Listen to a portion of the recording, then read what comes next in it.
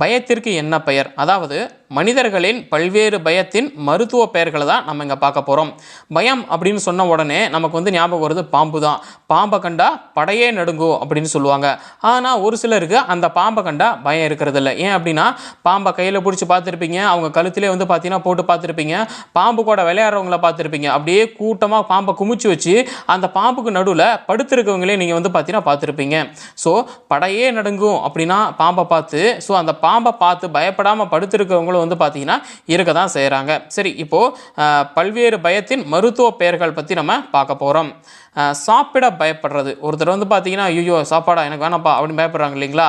அதுக்கு மருத்துவ ரீதியாக ஒரு பெயர் இருக்குது. என்ன பெயர் அப்படின்னா ஃபேகோஃபோபியா அப்படிங்கிற பெயர். சாப்பிட பயப்படுறது வந்து பார்த்தீங்கன்னா ஃபேகோஃபோபியா. தூங்க பயப்படுவது வந்து பார்த்தீங்கன்னா சோமினிஃபோபியா. மனிதர்களுக்கு பயப்படுவது ஆந்த்ரோஃபோபியா. இருட்டுக்கு பயப்படுறது வந்து பார்த்தீங்கன்னா நைட்ரோஃபோபியா.